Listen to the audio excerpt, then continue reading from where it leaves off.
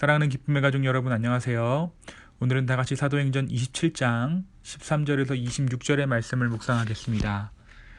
남풍이 순하게 불매 그들이 뜻을 이룬 줄 알고 닻을 감아 그레데 해변을 끼고 항해하더니 얼마 안 되어 섬 가운데로부터 유라굴로라는 광풍이 크게 일어나니 배가 밀려 바람을 맞춰 갈 수 없어 가는 대로 두고 쫓겨가다가 가우다라는 작은 섬 아래로 지나 간신히 거루를 잡아 끌어올리고 줄을 가지고 선체를 둘러감고 스르디스에 걸릴까 두려워하여 연장을 내리고 그냥 쫓겨가더니 우리가 풍랑으로 심히 애쓰다가 이튿날 사공들이 짐을 바다에 풀어버리고 사흘째 되는 날에 배의 기구를 그들의 손으로 내버리니라.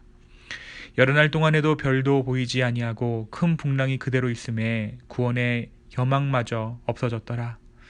여러 사람이 오래 먹지 못하였음에 바울이 듣고 그에 대해서 떠나지 아니하여 이 타격과 손상을 면하였더라면 좋을 뻔하였느니라. 내가 너희 중에 권하노니 이제는 안심하라. 너희 중 아무도 생명에는 아무런 손상이 없겠고 오직 배뿐이리라. 내가 속한 바 곧 내가 섬기는 하나님의 사자가 어젯밤에 내 곁에 서서 말하되 바울아 두려워하지 말라. 너가 가이사 앞에 서야 하겠고 또 하나님께서 너와 함께 항해하는 자를 다 너에게 주셨다 하였으니 그러므로 여러분이여 안심하라. 나는 내게 말씀하신 그대로 되리라고 하나님을 믿노라. 그런즉 우리가 반드시 한 섬에 걸리리라 하더라. 아멘.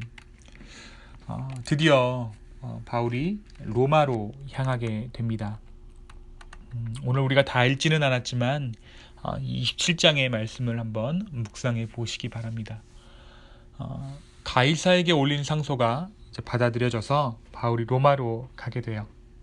바울은 유대인들이 고발한 대로 성전을 훼손하지도 하나님의 이름을 더럽히지도 않았기에 재판을 받을 이유도 감옥에 갇혀 있을 이유도 없었습니다.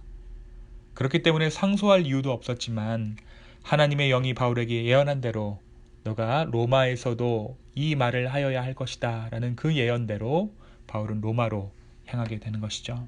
그 예언의 성취와 하나님의 뜻에 순종하는 마음을 가지고 바울이 로마로 가는 배에 오릅니다. 오늘 우리가 읽지는 않았지만 27장 첫 구절에 보면 바울의 로마행에는 두 사람의 동역자가 함께합니다. 한 사람은 이 사도행전을 기록하고 있는 누가고요. 또 한 사람은 데살로니가 사람 아리스다고가 그들과 함께하게 됩니다.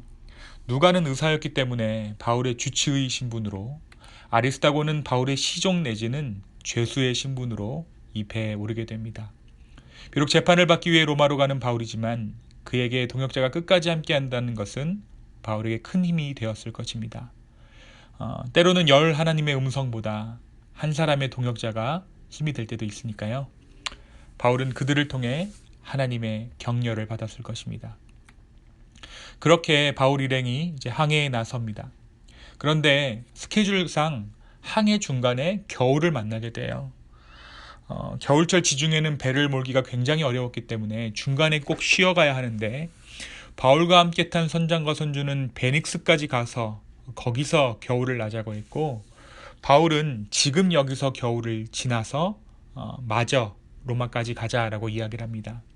그러나 이 배의 정부 책임자 이 백부장이 선장과 선주의 말대로 베닉스까지 갈 것을 받아들여요. 그래서 선장과 선주의 말대로 항해를 계속해서 나아갈 것을 지시합니다. 처음에는 괜찮았습니다. 순풍에 돛단 배가 바다를 미끄러져 나아갑니다. 그런데 얼마쯤 가자 광풍, 유라굴로가 배를 덮쳤습니다. 순식간에 배가 아비규환이 됩니다. 죽음의 공포가 사람들을 뒤덮습니다. 배에 탄 사람들은 배의 무게를 줄이기 위해 실었던 짐들을 바다에 던집니다. 소중한 것들, 귀중한 것들, 실었을 때는 귀중한 것들이었지만 배에 광풍이 불자 성경은 그것들 모두가 짐이었다라고 말해요. 그렇게 짐짝들을 바다에 던지기 시작합니다.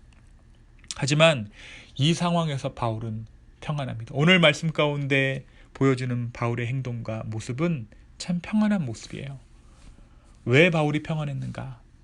하나님께서 하신 약속, 로마에서 하나님의 일을 전하게 될 것이라는 약속을 붙잡고 있었기 때문에 바울은 평안합니다.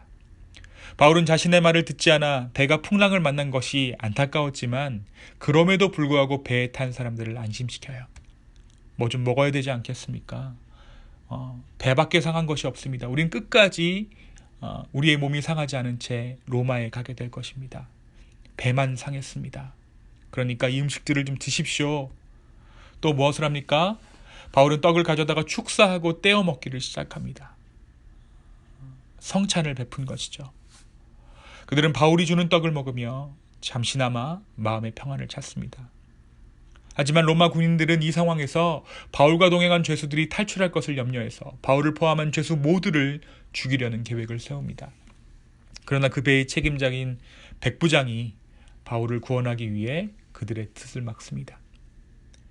복음을 전하는 곳에 죽음의 영이 늘 함께 있는 것을 봐요. 호시탐탐 바울을 죽일 것을 그들이 노립니다. 그러나 하나님의 영은 바울을 살리세요.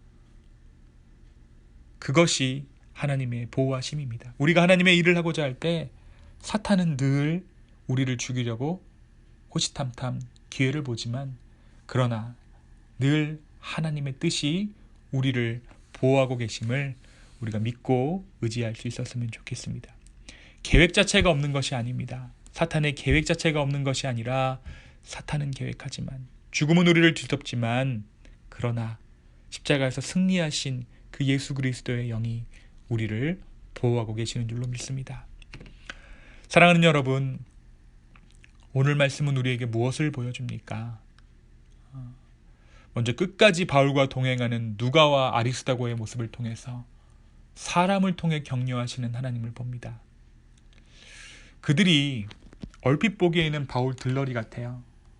누가가 그 배에 타지 않았더라면 사도행전의 기록은 우리에게 전해지지 않았을 것이에요.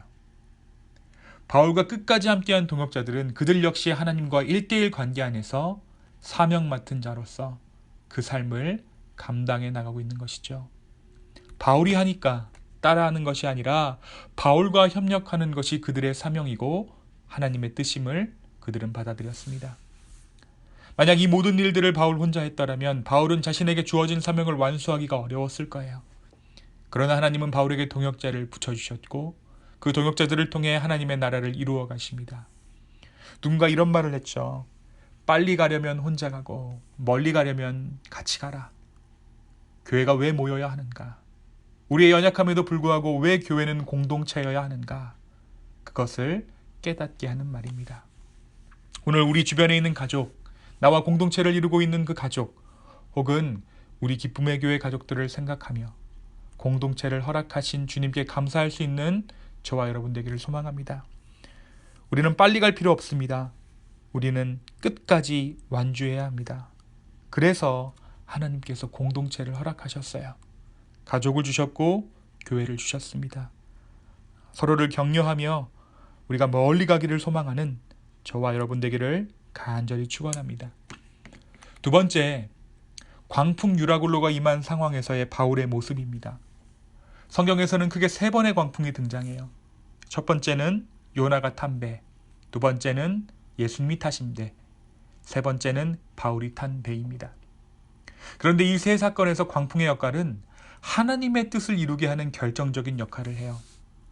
요나는 광풍을 만나 바다에 들어가 물고기 뱃속에서 3일간을 지나고 다시스로 향하던 자신의 삶을 하나님의 뜻대로 니느웨로 바꾸게 됩니다. 두 번째, 예수님의 탄 배가 광풍을 만나자 예수님은 그 광풍을 잠잠케 하시죠. 제자들을 꾸짖습니다. 그 일을 보고 제자들은 그제서야 예수님께서 하나님의 아들이심을, 메시아임을 깨닫게 됩니다. 그들이 무슨 말을 하나요? 그가 누구이길래 바다도 순종하는가? 바다와 바람도 순종하는가라고 그제서야 깨달음의 탄식을 하게 됩니다. 선생 예수로, 랍비 예수로 알고 있던 그들에게 예수님을 광풍으로 인해 메시아 예수로 인식하게 된 것입니다. 그리고 오늘 본 이 유라굴로의 광풍입니다. 여러분 한번 생각해 보시기 바랍니다. 어느 누가 재판받으러 가는데 가면 사형 선고받아 죽을지도 모르는데 이렇게 살려고 하겠습니까? 또 함께 탄 사람들도 살리려고 하겠습니까? 바울은 이 광풍 속에서 다시 한번 마지막 항해 가운데, 자신의 마지막 항해 가운데 담아야 할 마지막 사명을 새기게 됩니다. 하나님의 뜻이 로마에 있었기 때문입니다. 바울은 자신의 십자가를 끝까지 감당합니다. 오늘 말씀 35절에 떡을 가져다가 모든 사람 앞에서 하나님께 축사하고 떼어 먹기를 시작하며 그들도 안심하고 받아 먹으니 라는 구절이 등장합니다. 이 장면은 우리로 하여금 무엇을 떠올리게 합니까? 예수 그리스도의 마지막 만찬, 그날의 성찬. 바울은 난파된 배 안에서 그들과 함께 성찬을 나눈 것입니다. 사랑하는 기쁨의 가족 여러분, 풍랑은 우리에게 길을 잃게 만드는 것 같아요. 그러나 풍랑은 우리로 하여금 길을 찾게 합니다. 요나가 탄 배가 그랬고 예수 그리스도가 탄 배가 그랬으며 오늘 말씀에서 바울의 탄 배가 바울의 사명을 다시 한번 발견하게 하였습니다. 우리가 요나는 뱃속에서 하나님의 처분을 기다렸고 제자들은 뱃속에서 예수님을 바라보았고 바울은 그들과 함께 풍랑과 싸웠습니다. 사실 이것은 성령 시대의 풍랑 타개법입니다. 평안함 가운데 수고로운 일을 하는 것, 평안함 가운데 맞닥뜨려 싸우는 것, 나의 마음은 평안하지만 현실에 닥친 그 고난을 위해 최선을 다해 싸우는 것. 때로 우리는 손 안 대고 코 풀고 싶지만 그것이 신앙하는 것이라 생각하지만 주님은 합당한 고난을 우리에게 주시고 또 이길 만한 능력을 우리에게 주시며 그것을 통해 하나님의 길을 보이십니다. 그것이 우리가 사는 시대의 고난을 이기는 방식입니다. 사랑하는 여러분, 우리의 삶 가운데 유라굴로가 닥쳤습니까? 그러나 그 광풍은 우리를 망하게 하는 것이 아니라 더욱 굳건히 우리를 하나님 안에 세워 주실 줄로 믿습니다. 그 풍랑 가운데 우리는 더욱 뚜렷이 하나님께서 예비하신 그 길을 발견하게 될 것입니다. 믿음의 공동체로 함께 격려하며 이 길을 찾아 나가는 저와 여러분 되기를 예수님의 이름으로 축원합니다. 우리 잠시 기도하겠습니다. 주님, 오늘 이 하루를 우리에게 허락하여 주심에 감사합니다. 풍랑이 우리의 삶을 어지럽게 하고 우리 시계를 가리는 것이 아니라 오히려 더 뚜렷한 하나님의 뜻을 보게 함을 우리가 인정합니다. 주여, 우리의 삶을 구원하여 주시고 우리의 삶을 인도하여 주시옵소서. 감사합니다. 예수님의 이름으로 기도하였습니다. 아멘.